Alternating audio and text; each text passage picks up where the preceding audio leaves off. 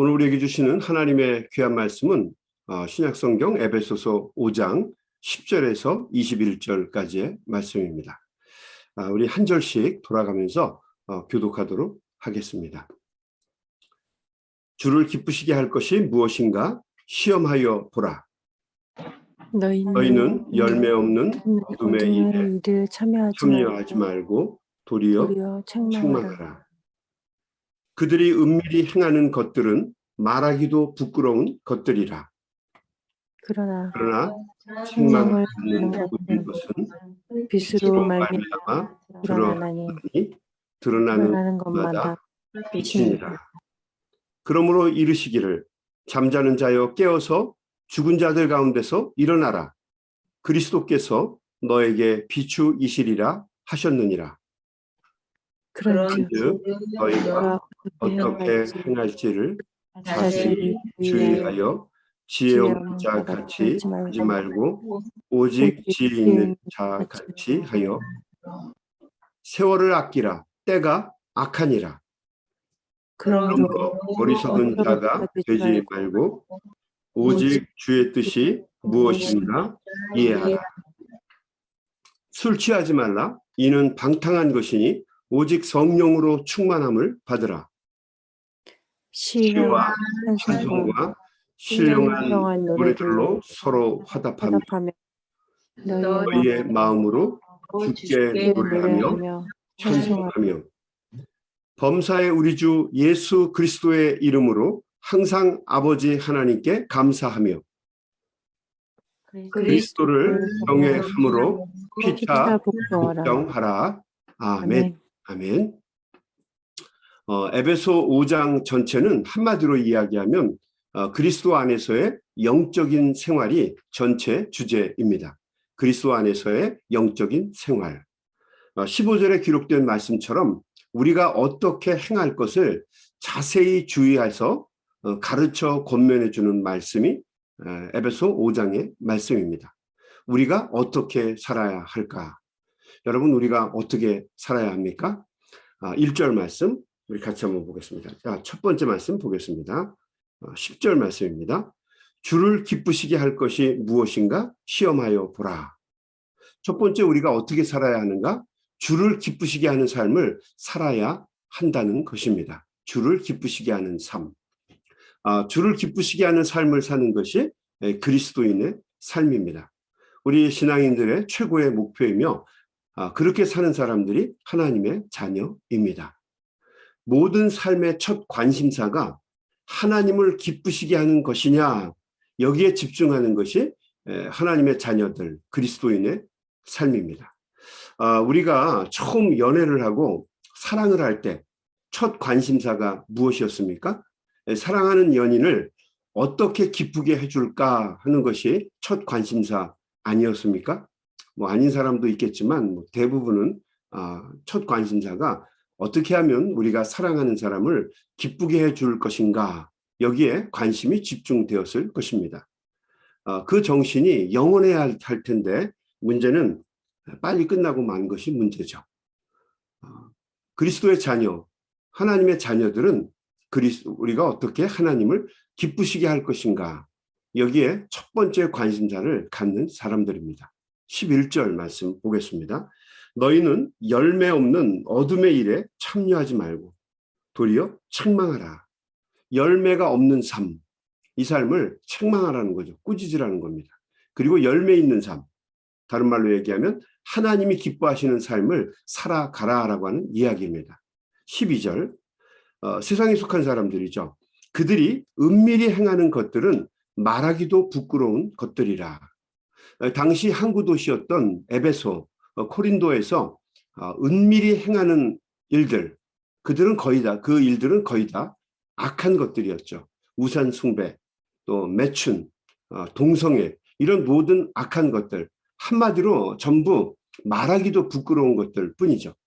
이것들은 모두가 다 자기를 기쁘게 하려고 하는 것들입니다. 기독교인들은 세상을 기쁘게 하거나 나를 기쁘게 하는 것이 목적인 사람들이 아니라 오직 하나, 그리스도 주님을 기쁘시게 하려고 하는 사람들입니다. 하나님이 기뻐하시는 삶을 살려고 한다는 이야기죠. 그러므로 사도 바울은 이렇게 말합니다. 14절입니다. 그러므로 이르시기를 잠자는 자여 깨어서 죽은 자들 가운데서 일어나라. wake up 하는 거죠. wake up. 깨어나라 하는 거예요. 죽은 자들과 같이 살지 말아라. 너희는 하나님의 자녀들이고 그렇게 살아서는 안 되는 사람들이다. 그래서 사도 바울은 wake up, 깨어나라. 죽은 자들 가운데서 일어나라라고 이야기합니다. 그리스도께서 너를 비추이시리라 하셨느니라. 신앙인은 주님을 기쁘시게 하기 위해서 달리 사는 사람들입니다. 성경은 그것을 거룩하게 사는 것이다 라고 이야기를 하죠. 자, 두 번째, 하나님의 자녀들은 어떻게 살아가야 되는가? 두 번째는 지혜롭게 살라는 것입니다. 15절 말씀. 그런즉 너희가 어떻게 행할지를 자세히 주의하여 지혜 없는 자 같이 하지 말고 오직 지혜 있는 자 같이 하여라 하는 거죠. 사도 바울은 또 우리가 주를 기쁘시게 하는 것을 제일 먼저 생각하라고 권면하고 두 번째로는 우리가 또한 지혜롭게 행동할 것을 강조합니다. 무식하고 미련하고 극단적으로 행동을 하라는 것이 아닙니다. 우리는 이렇게 사는 게 잘 사는 거라고 생각을 해요. 무식한 거, 아주 맹목적인 거, 미련하고 극단적이고 감정적이고 행동에 치우치는 것, 이것을 우리는 잘 사는 것이라고 착각합니다. 스스로 생각하기를 이것을 하나님의 뜻이라고 생각해요. 그런데 사도 바울은 그렇게 살아서는 안 된다라고 하는 것입니다. 지혜롭게 하나님이 우리에게 주신 지혜를 가지고 이렇게 사는 것이 하나님을 기쁘시게 하는 것인가 생각해보고 함부로 미련하게 살지 말아라라고 권면합니다. 회교 사원인 모스크에 가서 철 십자가를 바닥에 박는 일을 하는 사람들이 있어요. 그러니까 남의 집 안방에 들어가서 장도리를 들고 큰 대못을 박는 것하고 똑같습니다. 회교 사원인 모스크에 가서 십자가를 바닥에다 박는 것을 사역이라고 생각하는 거죠. 자기들 딴에는 대단히 잘하는 것 같지만 오히려 하나님을 욕먹이는 일들입니다. 우선 그렇게 하고도 살아남는 것이 용합니다. 사랑과 섬김과 헌신에 근거된 것이 아니면 반드시 문제가 일어납니다. 불교 사원에 들어가서 절에 들어가서 석불을 훼손하고 불을 지르는 일들이 우리 기독교인들의 손을 통해서 왕왕 일어납니다. 누구의 이름으로 그렇게 합니까? 주님의 이름으로 그렇게 합니다. 믿습니다 그러고 사찰을 훼손하고 석불을 망가뜨려요. 절을 훼손하고 스님들 신발에다가 전도지를 꽂습니다. 단군상에 목을 댕강 잘라버립니다. 스스로 주를 위해서 큰 일을 했다고 자부합니다. 그런데 여러분 이것은 큰 일이 아니라 굉장히 지혜롭지 못한 일입니다. 우선 그 이방인 프로페셔널한 종교인들이 과연 깊이 깨닫고 돌아오겠느냐 하는 질문입니다. 돌아올까요? 그렇지 않습니다. 전도가 되는 것이 아니라 싸움을 하게 되고 매스컴의 보도가 되죠. 세상 사람들에게 알려지게 되면 오히려 하나님의 영광을 가리게 됩니다. 전도하러 나갔다가 자기를 비방한다고 해서 그 사람과 주님의 이름으로 쌈질을 하고 사람들에게 하나님을 증거한다고 하다가 뜻에 맞지 않으니까 닥터지게 싸웁니다. 그 불교 스님에게 붙잡고 막 얘기하다가 대화가 안 되니까 성경책으로 머리를 때리고 맞으니까 스님이 또 가만히 있겠습니까? 목탁으로 반격을 하겠죠. 또 머리통을 때리겠죠. 성경책으로 때리고 목탁으로 때리고. 여러분 세상 사람들이 이런 걸 보면 저분은 정말 열정이 있는 분이다. 그렇게 생각하겠습니까? 어리석고 미련한 사람들이라고 욕을 하겠죠. 오히려 하나님의 영광을 가리게 됩니다. 세상 사람들에게 손가락질을 당하고 욕을 먹게 되죠. 그래서 기독교인들에게 붙여진 이름이 뭡니까? 무례한 기독교입니다. 무례한 기독교. 여러분 기독교는 절대로 무례하지 않습니다. 상당히 지혜롭고 현명하고 겸손합니다. 그리고 기독교인들은 헌신적이죠. 그런데 왜 그런 바보 같은 짓을 합니까? 미련하게도 자기 만족을 위해서 그 짓을 하는 겁니다. 주님의 이름으로 사랑과 헌신의 일을 하는 것이 정말 하나님의 일을 하는 것입니다. 어렵고 힘들어도 주님의 이름으로 선한 일을 베풀고 하나님의 일을 기뻐하시는 일을 하는 것, 이것이 진정으로 섬기는 일이라는 거죠. 그것을 위해서는 지혜가 있어야 한다는 겁니다. 여러분, 만약 반대로 생각해 보세요. 다른 사람이 기독교에게 그렇게 행한다고 생각해 보십시오. 여러분, 그때는 우리가 어떻게 하겠습니까? 몰래 교회에 들어와서 십자가를 훼손하고 강단에 불상을 갖다 놓고 또 어떤 경우는 불을 지릅니다. 교회 안에 알록달록한 부적을 붙이고 성도들이 앉는 자리에 성경책을 다 제거하고 불경을 갖다 꽂아 놓습니다. 여러분, 그러면 어떻게 반응하시겠어요? 아마 분노해서 펄펄 뛸 겁니다. 원수막이 물러가라고 난리를 칠 거예요. 그러므로 내가 싫으면 남도 그렇게 하지 말라는 거예요. 그러므로 지혜로워야 한다고 이야기합니다. 예수님도 제자들을 전도 여행에 보내실 때에 지혜롭게 행동할 것을 권면하셨습니다. 마태복음 10장 16절에 보면 너희는 뱀같이 지혜롭고 비둘기와 같이 슬기로워라, 순결하여라 라고 말씀하셨어요. 지식은 누구나 가질 수 있는 것이 아닙니다. 그거는 굉장한 시간과 노력을 통해서 차등이 있게 쌓이는 거겠죠. 그러나 지혜는 조금만 노력하면 언제든지 가질 수 있는 것들입니다. 우리가 구하기만 하면 지혜를 가질 수 있어요. 어떻게요? 주님의 마음으로 먼저 생각해 보면 사람은 누구나 지혜로워질 수 있습니다. 그리고 우리가 주님께 구해서 주님 나에게 주님의 지혜, divine wisdom, 하나님의 지혜를 나에게 주십시오라고 간구하면, 그리고 그것에 순종할 수 있으면 언제나 우리는 지혜롭게 살아갈 수 있습니다. 그래서 성경은 언제나 지혜에 대해서 강조합니다. 사도 야고보는 야고보서 1장 5절에서 이렇게 이야기합니다. 너희 중에 누구든지 지혜가 부족하거든 모든 사람에게 후히 주시고 꾸짖지 아니하시는 하나님께 구하라. 그리하면 주시리라. 구약 잠언의 주제도 마찬가지입니다. 주제가 뭡니까? 지혜입니다. 지혜. 위스덤입니다. 지혜롭게 된다라고 하는 이 말은 세상 사람들이 생각하는 것처럼 약삭빠르게 이득을 취하면서 사는 것을 의미하는 말이 아닙니다. 하나님의 뜻대로 살아간다는 말과 동일한 뜻입니다. 하나님의 뜻대로 살아가는 것. 이것이 기독교에서 이야기하는 지혜입니다. 우리 믿는 사람들은 그러므로 지혜롭게 살아야 합니다. 세 번째, 사도 바울은 우리에게 어떻게 살아야 된다고 말합니까? 세월을 아끼라고 이야기합니다. 16절 말씀. 세월을 아끼라 때가 악하니라. 지혜롭게 살기 위해서 제일 먼저 우리가 해야 할 것은 세월을 아끼는 것입니다. 우리에게 주어진 시간이 상당히 짧고 빠릅니다. 살아왔던 시간을 뒤돌아보면 정말 빨리 간다라고 하는 것을 아마 젊은 사람들도 느낄 겁니다. 이 짧은 시간에 하나님이 원하시는 그 모든 계획을 다 이루고 하나님께 영광을 돌리며 산다는 것은 결코 쉬운 일이 아닙니다. 그래서 세월을 아끼는 지혜가 있어야 한다는 거죠. 지혜로운 사람들은 이 사실을 잘 압니다.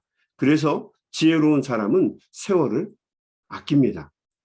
이 세월을 아끼라는 말의 본래 뜻은 시간을 산다는 거죠. 어리석은 사람은 시간을 팝니다. 그런데 지혜로운 사람은 시간을 삽니다. 영어 성경에는 redeem the time이라고 돼 있어요. redeem the time. 시간을 구원하라라고 하는 얘기죠. 시간을 잃어버리지 않도록 구원하라는 거예요.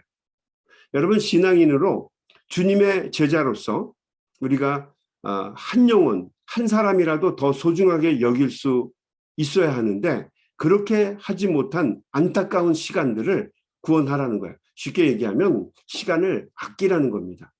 왜냐하면 우리가 자칫 잘못하면 아무것도 이룬 것 없이 하나님이 우리에게 주신 사명을 감당하지 못하고 금방 하나님 앞에 서게 될지도 모르기 때문입니다.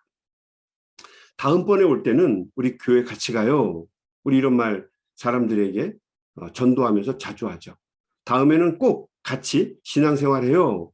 이렇게 이야기했는데 그 시간을 기다리지 못하고 잃어버린 사람들이 굉장히 많이 있습니다. 저도 아틀란타에 내려온 지 거의 7년이 되어 가는데 7년이 넘었나요? 그 긴 세월 동안에 유명을 달리한 분들이 굉장히 많이 있습니다. 미국에서 목회를 처음 시작하면서 제가 제일 먼저 했던 것은 공교롭게도 장례식이었습니다. 한 분을 전도하기 위해서 굉장히 노력을 많이 했는데 그분이 나중에 감동해서 목사님 내가 여행 갔다 와서부터 열심히 교회 다니겠습니다. 그런데 안타깝게도 그분이 여행을 가셔서 돌아가시는 바람에 그분이 교회에 오기는 오셨는데 시신이 되셔서 돌아왔어요. 멀리 여행을 갔다가 교통사고로 돌아가시고 또 그분의 가족의 부탁으로 그분 시신을 교회 안에 놓고 예배를 드린 적이 있었는데 안타깝게도 그분이 교회의 첫 발걸음을 떼게 된 것이 시신으로 돌아와서 예배 드리는 것이었어요. 그 다음부터 제가 결심한 것은 시간을 믿지 말아야겠다라고 하는 생각이었어요. 시간을 구원하십시오. 시간을 아껴 쓰시고 시간을 하나님을 위해 쓰십시오. 이 다음에 그렇게 하겠습니다. 아니요. 지금 그렇게 하십시오. 왜냐하면 이 다음이 존재하지 않을 수도 있기 때문입니다. 왜 우리가 시간을 아껴 써야 합니까? 세월이 악하기 때문입니다. 우리는 이런 말을 자주 합니다. 세상이 악하다. 여러분 정말 세상이 악합니다. 앞으로는 더욱더 악해질 것입니다. 참 안타까운 이야기지만 우리들의 자녀들, 특별히 우리들의 손주들이 살아가는 시대는 지금 우리가 사는 시대보다 몇 배는 더 곱절이나 악해질 것입니다. 그러므로 어영부영하고 시대 정신에 영합해서 살다 보면 시간을 다 잃어버리게 될 것입니다. 그리고 허망하게 주님 앞에 서는 날이 금방 오게 될 것입니다. 그러므로 사도 바울은 깨어서 시대를 분별하는 지혜가 있어야 한다라고 이야기합니다.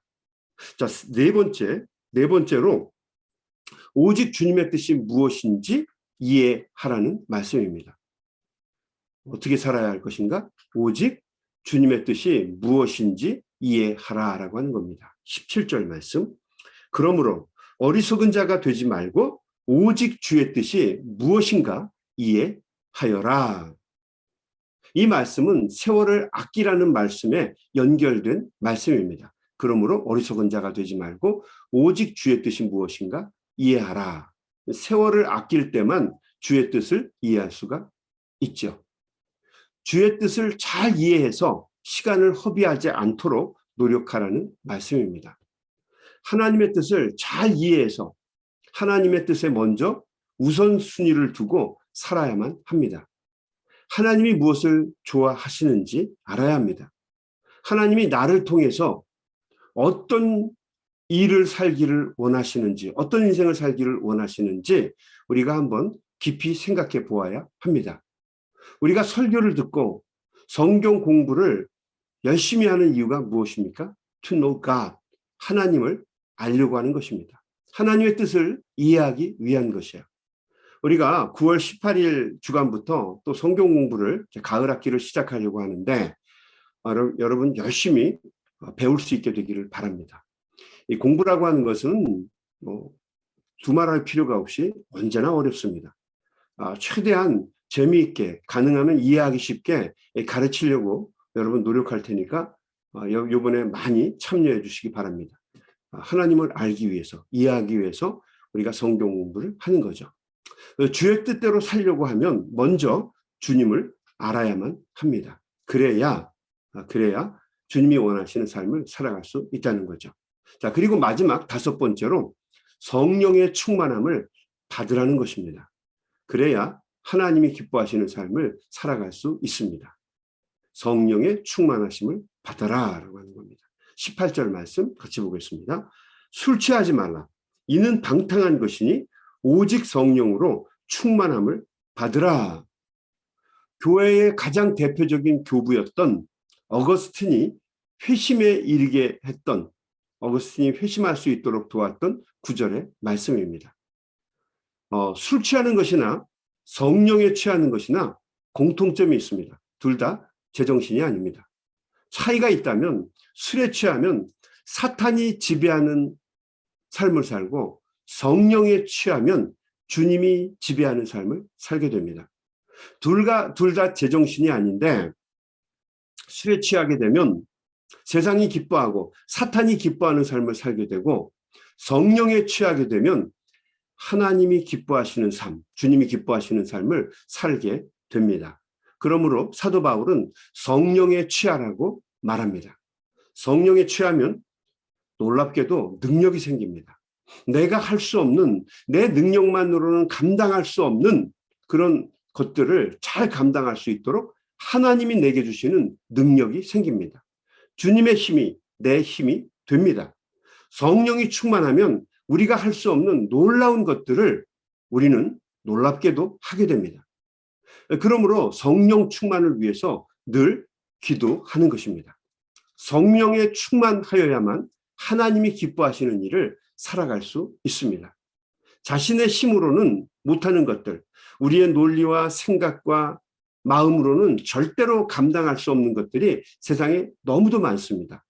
우선 우리가 늘 성경을 읽을 때마다 대하는 것, 용서하는 것, 사랑하는 것, 구제하는 것, 나누는 것, 여러분 쉽지 않습니다. 이런 모든 것들은 성령의 인도하심이 아니면 절대로 할 수 있는 것들이 아닙니다. 화를 참는 것, 또 고린도전서 13장에 나오는 사랑을 실천하는 것, 또 심지어는 순교에 이르는 것, 성령님의 도우심이 아니면 불가능한 일들이에요. 기도로 성령이 충만할 때만 가능합니다. 우리는 항상 주를 기쁘시게 하는 삶을 살아야 하기 때문에 성령의 충만하심과 지혜를 구해야만 합니다. 복음서에 나오는 예수님의 제자들과 몇 페이지 넘겨서 사도행전에 나오는 예수님의 제자들은 전혀 다른 사람들입니다. 복음서에 나오는 예수님의 제자들은 어리석고 우둔하고 둔하고 주님의 뜻과 반대되는 삶을 살아갈 때가 많이 있죠. 심지어는 예수님이 죽는 순간에, 또 예수님이 다시 부활했을 때도 어리석기 그지없어요. 야, 이 정도 갖고 제자가 된다면 나도 할 수 있겠다. 이런 생각들을 우리는 자주 하게 됩니다. 그런데 복음서의 마지막 장인 요한복음 끝 페이지 21장을 넘기고 나면, 그리고 몇 장 넘기고 나면 제자들이 등장하는데, 사도행전에 나오는 제자들은 전혀 다른 사람들이에요. 도대체 복음서, 요한복음과 사도행전 사이에 과연 어떤 일이 일어났을까? 성경책 페이지를 한 장, 두 장 넘겼을 뿐인데 도대체 제자들이 이렇게 변하게 된 원인이 무엇인가? 어떤 일이 일어났습니까? 오순절날 마가의 다락방에 성령 강림의 역사가 일어난 것입니다. 성령이 주체가 되고 제자들이 객체가 됐어요. 제자들이 주인공이 아닙니다. 성령이 우리를 잡으시면 우리도 언제든지 제자들처럼 변화가 되고 하나님이 기뻐하시는 삶을 살아갈 수가 있습니다. 우리는 하나님의 자녀이고 하나님이 기뻐하시는 삶을 살아야 하기 때문이죠.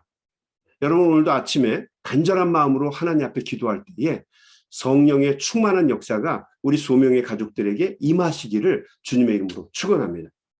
또 오늘 하루를 살아낼 때에도 하나님께 늘 물으면서, 주님께 물으면서 주님이 기뻐하시는 복된 삶을 사셔서 오늘도 하나님이 기뻐하시는 우리 소명의 가족들 다 되시기를 주님의 이름으로 간절히 축원합니다. 아멘. 우리 한번 같이 기도하겠습니다. 하나님 감사합니다. 오늘도 귀한 말씀을 통해서 어리석고 우둔한 저희들에게 깨우침을 주시니 감사합니다. 그렇습니다, 주님. 저희들은 예수 그리스도를 통해서 거듭난 하나님의 자녀들입니다.